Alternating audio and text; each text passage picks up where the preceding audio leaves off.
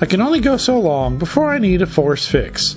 Fortunately, this area of Maryland provides an endless amount of places to ease this longing.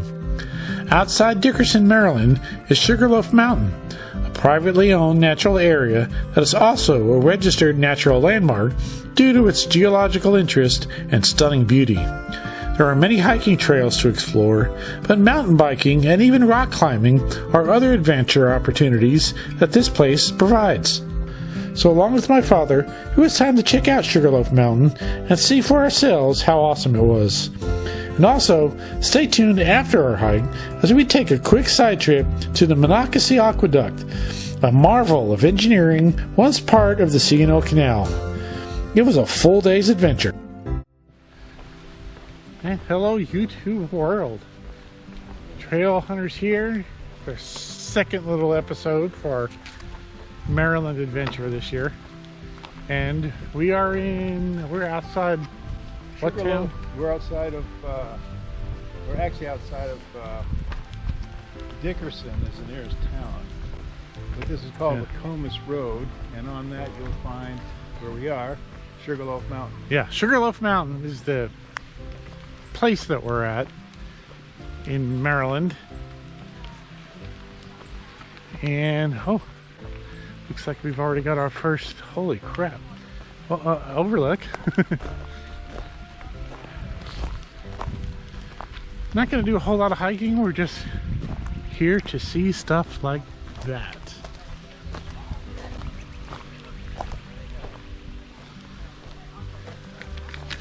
Looking over the Maryland countryside. Is that east? We're looking east. Looking east.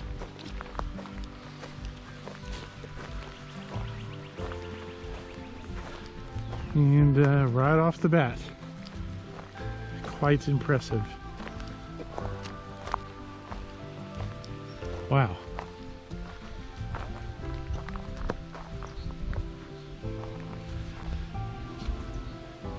Okay, be right back and take some pictures. Sugarloaf Mountain is managed by the private organization Stronghold, which is responsible for the maintenance of the park. Stronghold was created by Gordon and Louise Strong to preserve the natural beauty of Sugarloaf for future generations. With views like this, I could see why it was so important for the Strongs to preserve this mountain.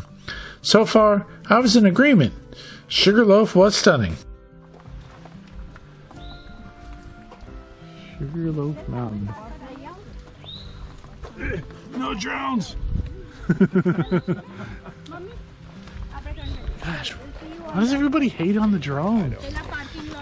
Scary, I guess. Or which way we headed? Yeah, right up this way. Okay. You get the map on you? Yes. So I think the white trail is this way. Okay. Let me see the map. Stay tuned. So, back to the intro thingy here. Since the overlook kind of cut that short. Here's my dad, David. Y'all have seen in a few other videos. And Cheyenne, who doesn't like to be filmed. She's back there guarding the rear. Yeah. So, like I said, not a whole lot of hiking going to be going on. We're just here to check out this place. And be family. Yeah, family time. That's it. And I'm going to show you how amazing this place is. It's supposed to be, he told me it's pretty amazing. So I mean, that overlook that you just saw, that's one of several like that around this park. We're not going to get to all of them, but we are going to get to two, probably the two best. Cool. Because my back's kind of bothering me, so we're going to keep it to about 2 miles. So I don't want to test that today. And it's a little warm. Yeah, it is. It's a little toasty. So we're going to be moving kind of slow. I hope Cheyenne doesn't get a little bit too frustrated with us. Yeah, because she's young and strong and can, probably run circles around us right now. I'm sure she could. But most of the park looks just like this. It's yeah, here's the trail. This mountain has a pretty good history, and I think you'll be hearing some of that in the narration. Yeah. After the film is finished. And this is a private park. Private park. This is not part of the national park system or anything like that. privately funded. All donations? Yep, by all donations and membership fees and stuff like that. Yep. Still no drones. Yeah, no drones. Gosh darn it. Okay, so they're dronists. yeah, man, what is the deal? Yeah, I don't get that. Drones. Oh. Yeah, gotta watch where I'm stepping, and we'll be back. The scenery was everything I'd hoped it would be. The trail we chose today wasn't a long one or a difficult one, but I was out in nature, so I was cool with that this morning. Already there were stunning views of the Monocacy Valley, and there was the promise of others. The green-colored pathway was leading the way to a great adventure, one that would carry beyond Sugarloaf Mountain. So the trail's pretty easy going. Not bad. It's very people-y, but it is very beautiful. Look at all the mountain laurel. Yeah, it's Of course, peak. past peak. They're all past peak. Yeah. Well, that tells us what to expect next time your mom and I get on the shit and do it. So yours or mine? That's mine. Technology, right? Oh, okay. Huh? I thought you were going to answer it. Oh, it's an alarm. I'm supposed to take my medicine, which I didn't bring, so we're good. You didn't bring your medicine? No, it's cool. Okay. We're good. Are we going to have another I'm not prepared hike today? You know, we've had a lot of those this hiking season, including last hike, which you guys have seen by now because it's now posted. If it's recent, we haven't seen it. We're a little bit behind. Yeah, that's We will get that. I think a third or fourth hike where we failed or we neglected something in our hike. All right. Time for a checklist. Here, I don't think we're gonna need GPS, because that was a problem in our last hike. I forgot my GPS. And Well, here we have enough phone coverage to even my compass. yeah, there was absolutely no phone in Big South Fork. No phone coverage at all. And yeah, that almost cost us. Now, you know, we have an awesome sense of direction, so we were able to get ourselves off the trail. But it was touch and go there for a little while. It's all about hiking experience. You've learned Yeah. to get back there today. Yeah. And Ian actually noticed the side trail across the river that got us back to the car. Okay, hey, stop. Okay, so yeah, trail update, be back. Okay, so we've reached, I guess, one of the high point of Sugarloaf Mountain, or at least one of them. Yeah. It might be a little bit higher further south here. I don't think this trail takes us to the actual summit. We're kind of going around the summit. Kind of skirt the summit. Yeah. Okay. But we can take that orange trail up if you want to get to the summit. We can do that. It's a little strenuous, but you can do it. We'll see how we feel at the end of the... Or how, how your back is doing. Yeah. So So far, so good. So we're about at the second overlook? Yeah, pretty soon. Okay. So yeah, it's quite pretty.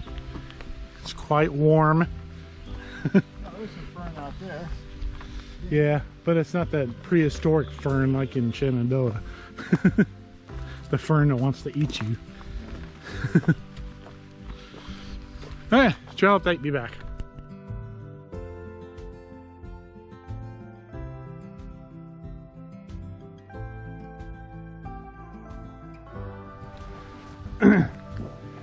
Sugarloaf Mountain has been designated as a registered natural landmark.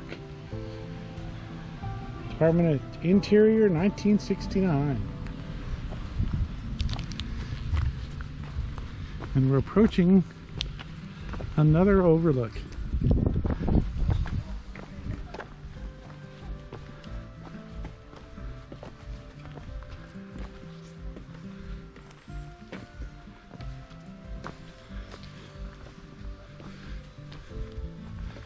And what's interesting, this looks like we gotta go in. You what? You got a cave right there. Yeah. We gotta go inside.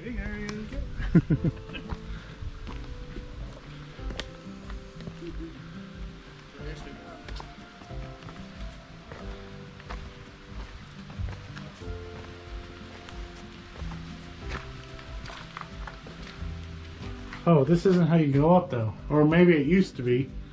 You closed it off. There's a little walkway right up there. Yeah. Oh, sorry. I'm in your way. Okay, so that's not the way up there.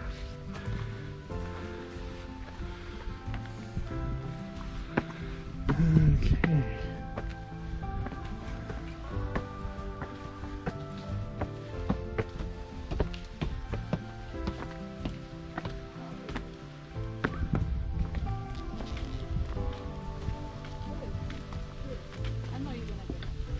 Whoa.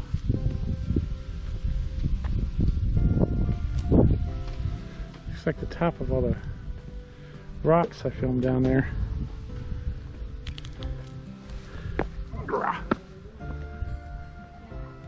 And there it is.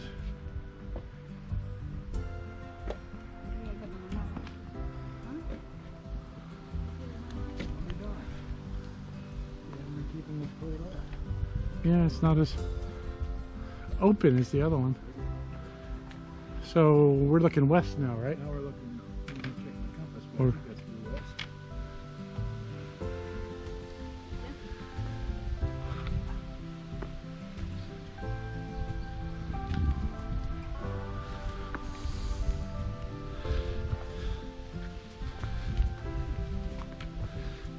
They're facing due west. You were facing due west. Yeah, due west. That way. Wait where you're facing. Okay, we'll take a couple snapshots. Be back. Well, we've seen better overlooks, including the first one at the trailhead, but I could still see the South Mountains in the distance, so I was content. Okay, so if you notice in the haze out there, that we are still, at least up here, feeling the effects of the wildfires up in Canada. We are under an air quality alert here. So that is smoke being brought down from up north. You can almost smell it too. There's a smell in the air. I don't know if it was Shenandoah last week, but you actually smell wood smoke. Yeah, It was really bad up I bet, because you're higher elevation. This is only like what, 2,000 feet? there. Yeah. Here? I think we're only about 1,300 feet. Oh, so we're not even at 2,000. No. But I do. You're at about 3,000 to 4,000 feet, depending on where you are. Yeah. We were in we spent the night at Skyland, and we were right next door to the lodge. And as you were looking out across the valley towards the west, normally the ridge on the other side is a lovely vista. Right. You couldn't even see the Wow. ridge on the other side, and you could barely make out the floor of the valley. And that was maybe a mile away, mile or Yeah. two. It was that bad when we were up there. Like That was the day when you were seeing orange in New York. screenshots and photos from New York City. It Yeah. was that day. It was not that bad, but I had never seen it, and I've been going to that park for over 30 years, and I'd never seen it that bad. Yeah. But yeah, it's still lingering. In fact, I could just catch a hint of those mountains Yeah, way to the up. west over there. And I think I've hiked those mountains. that might be the ridge where you would find the Appalachian Trail. Right, I'm pretty sure. But you could just, there's just a hint Yeah. of the smoke scent. Ready for your drink water yet, Cheyenne? Snack? Jerky? Right. Beer? Want a beer? Want to go take a nap? Yeah. Okay, so be back. Okay, we are approaching the Potomac overlook.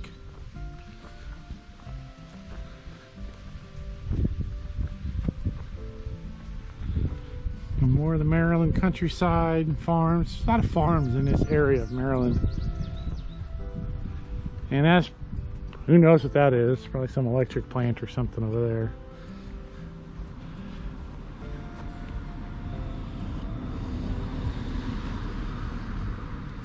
And this one's right off the road, so you can hear the cars behind me.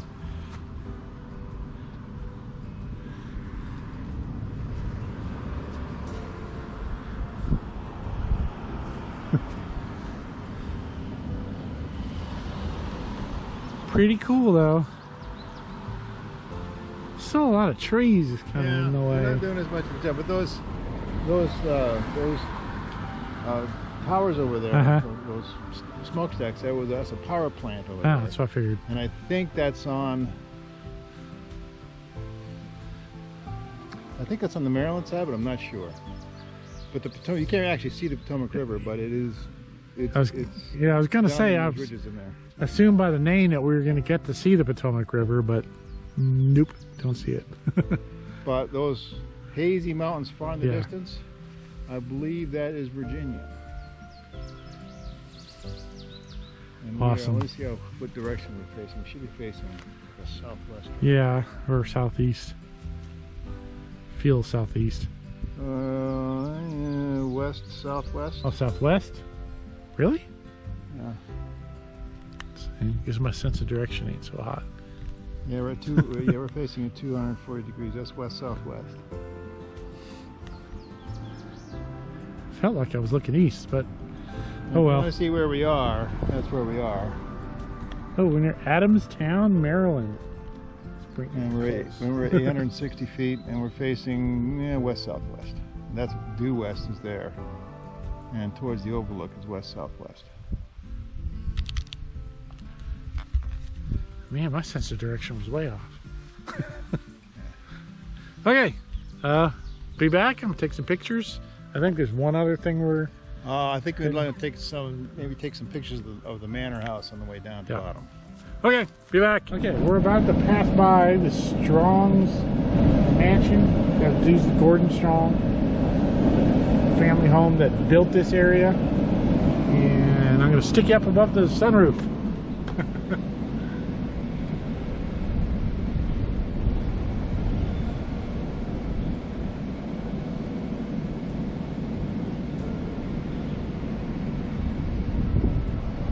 Get another view later on down. Oh, okay. Probably a better one. But that's part of it. Just to show you the effort they put in it. Does the family, do they still? I don't know. Live there? 'Cause I noticed it's a Stronghold Corporation. It's a corporate property now, so I don't know what the story is with that corporation. I just noticed the private property sign, so I was wondering if descendants of the family still live there. Another view. Okay, this will probably be a better view than the first one. Okay, going up.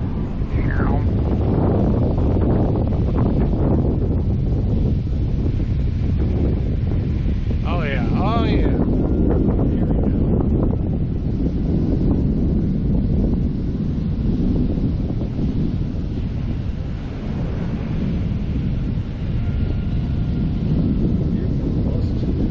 Right.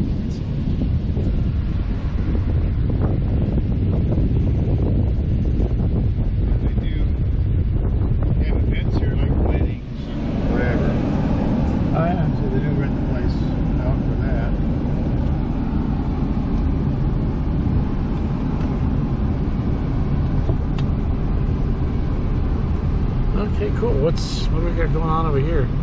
This is another one of the houses on the property. Okay, yeah, let's get a shot of this. Going up. Wow.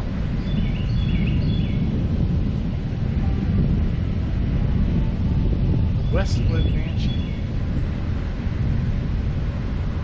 No trespassing.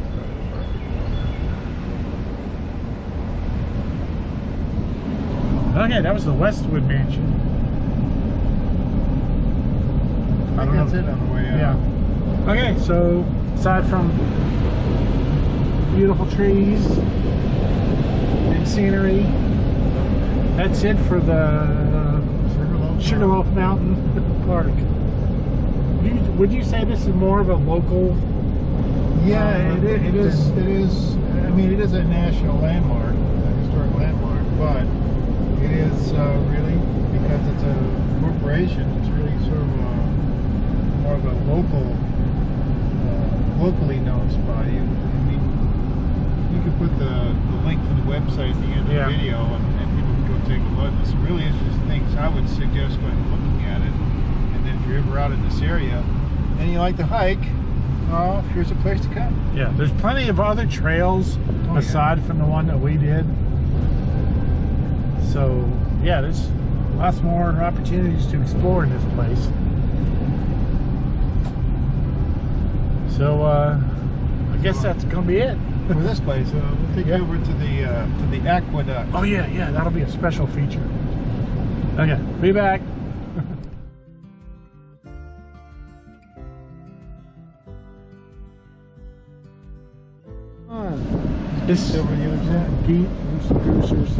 This is right about near the entrance for the park.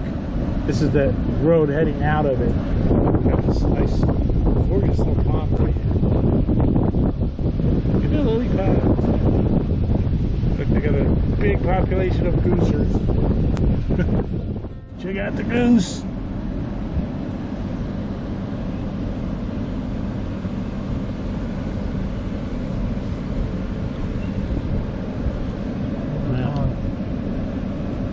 Sure is pretty. Okay, bonus feature. We're at the Chesapeake and Ohio Canal National Historic Park, which is actually kind of vast, doesn't it? Stretch from... It goes from Georgetown all the way to Cumberland, Maryland. It's a 184-mile canal path. Yeah, following the old C&O Canal, and we are at the Monocacy Aqueduct. Yeah, I remembered. And that's where we're... So what happened? Well, here's the Monocacy River down here, and then the canal actually runs over the top of the river on an aqueduct.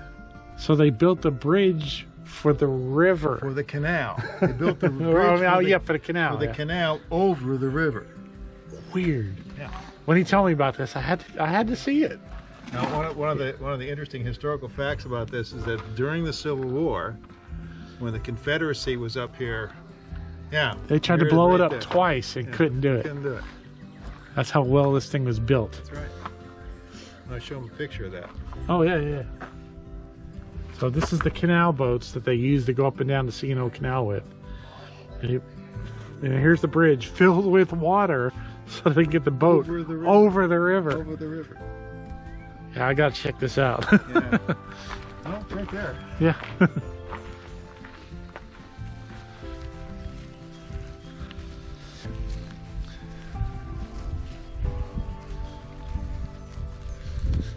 Okay, this ain't part of it, is it? This structure right here? I don't recall what this is. I don't know if it's part of the locking system or what, but this is also part of the structures that were used during the time the canal was in operation. Okay, so there it is. As you can see, there's the Monocacy River flowing below it. Right.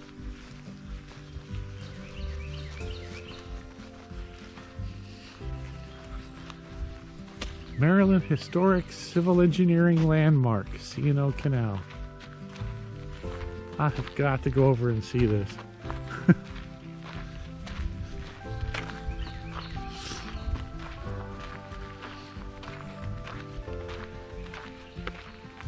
I had never heard of such a thing until he told me about it on our way to Sugarloaf.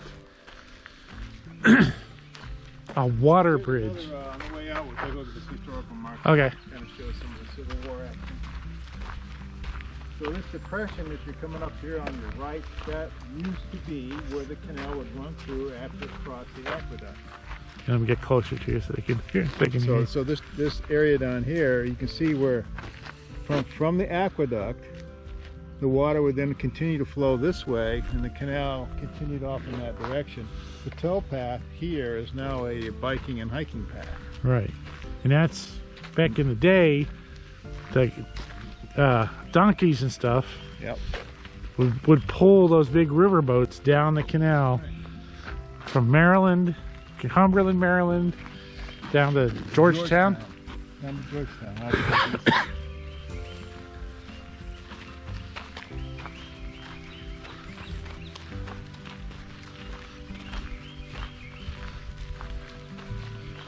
So this is just crazy. Gotta see this. Now, one of these days, I do want to do the whole C&O bike path. I would do it on a bike. Go out, yes. Yes, I do plan on doing it on a bike. And if we're still around down here, you might want to have us be your ground crew. I don't know that I would want to be biking the whole thing anymore. I mean, back in the day, I might have tried it, but I'm getting to that age. But I mean, in all the videos that I've seen, at no place along the route does it really. There's not much elevation change. Is what I'm saying. Isn't. It's pretty flat, the whole thing. But I mean, you know, as you get close, you can see the engineering of this thing is amazing.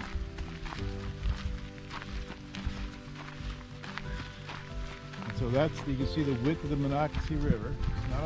It's not a that's not a narrow river, man. 2, 3, 4, 5, there's 7 spans. Amazing. And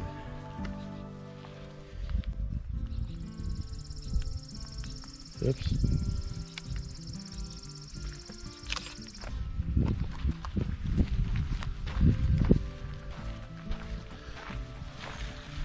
So this is what would be filled with water. This was filled with water deep enough to accommodate a canal boat. Insane. A man-made river crossing a natural river.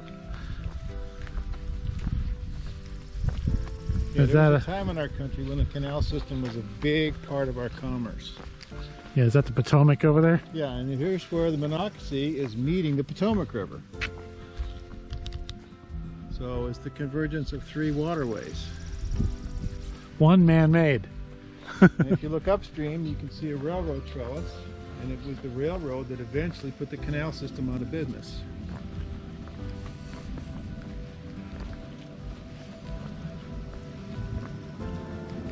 Wow. It's like somebody's camping over there.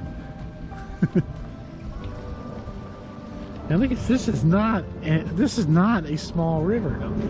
Look at this. This is vast. And so you can see where during the Civil War, if you wanted to mess up northern commerce, especially around DC and those environments, you'd want to blow this thing up. And they couldn't. And they couldn't. Twice. Twice they tried.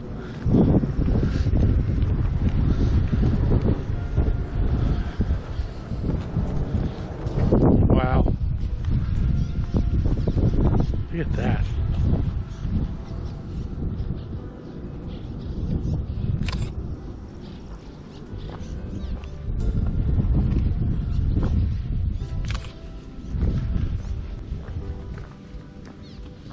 A plaque over there is commemorating the aqueduct itself. Does that say finished in 1855? Is that what that says? Finished 1855 or 1853. You have to get a little bit closer to see that. Yeah. A list of contractors and all that kind of stuff. Engineers, contractors. You got Alfred Kruger, Al Byrne, C.B. Fisk, W. Byrne, Assistant A.B. McFarland, and S. Lothrop. And then you got the canal company. Oh, yeah. The directors. There's a list of directors.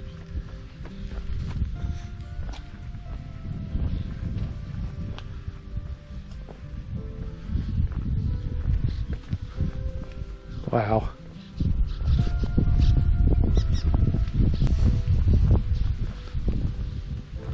So anyway, this is the method that they would use. There's actually several of aqueducts like this along the C&O Canal path. Wherever they needed to cross a river, they built an aqueduct.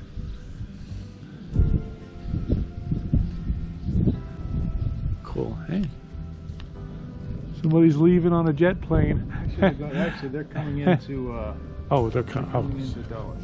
We're in the Dulles flight path right now. Okay, so they're coming back on a jet plane. So yeah, Dulles is back that way. Yeah. Okay, so I'm gonna go down and actually walk back through the aqueduct. Be back. Okay. Back now, walking through the aqueduct. Just imagining this full of water.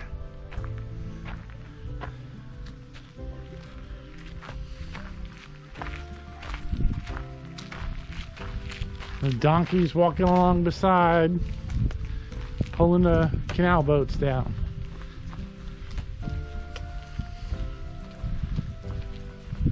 So how tall are you, Chris? 6 even. Well, you're looking at a 6 foot depth of canal right there. Pretty close. I'll go ahead and take a still shot of this plaque up here. Oh, okay, yeah, that's cool.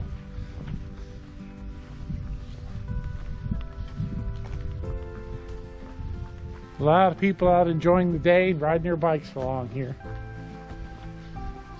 Yeah, it's a nice breezy day. Yeah. Probably up in the 80s now. Yeah, it's about low to mid 80s right now. But the breeze is knocking down that heat a little bit.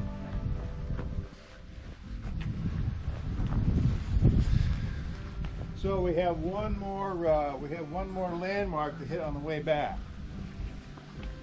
Okay. I think Cheyenne might like this one.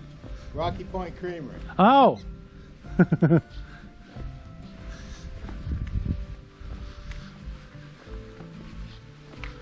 I still can't get over the fact that they built a water bridge over a river.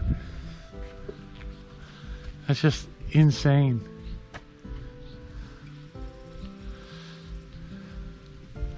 Okay, I'll be back. The aqueduct was totally amazing. To me, it's a stunning feat of engineering, especially knowing its construction began in the 1820s. It's a feat of engineering that still stands strong today, nearly 200 years later. Y'all need to come check it out. Okay, so I'm at the other end, and water will just keep on going that way.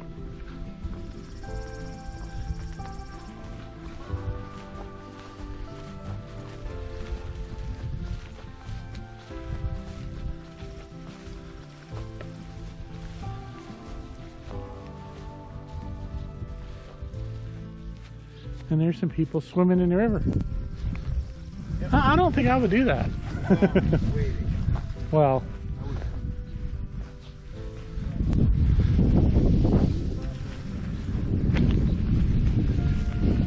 okay, that's one of the things that I find fascinating about this area, is there's just so much history here.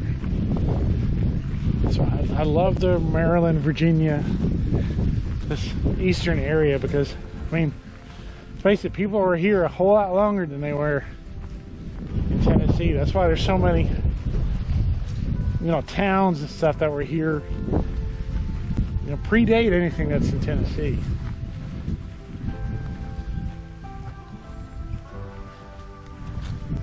Just a lot more historical things here.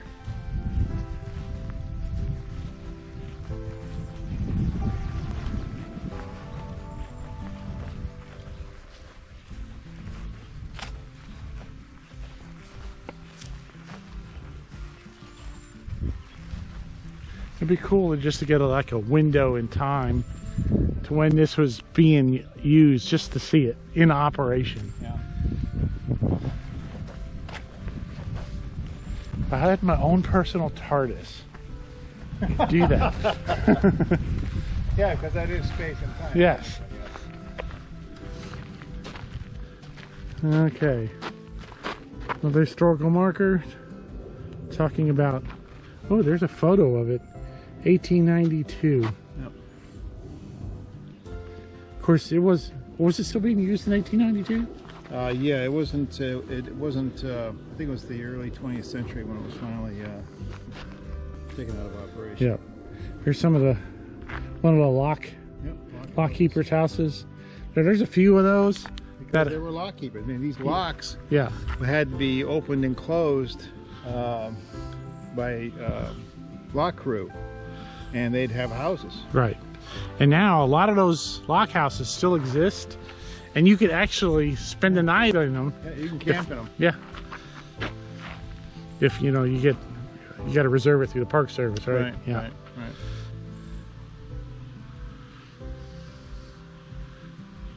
Awesome. Okay, so I think that's going to do it for this particular adventure. Well, we have one more stop to make. Maybe. Well, ice cream. And so, hold on a minute. Okay. So, hope you like this particular episode. Here comes another plane. One of the downsides of being this close to Washington, D.C. We're about, what, 40, 50 miles from D.C.? Yeah, about that. So, stay tuned. There's going to be more. Like and subscribe. I don't think I mentioned that once through this whole video until now. So, yeah, like and subscribe. Still trying to get 2,000. You can help us out there. And, yeah, keep your stick on the ice, y'all. And catch you next time. It was another memorable day for the Trail Hunters family. The only thing that makes it better is the time we get to spend with my parents. No amount of value can be placed on these precious moments. From our family to yours, we wish you health and happiness, and we'll see you all out on the trail.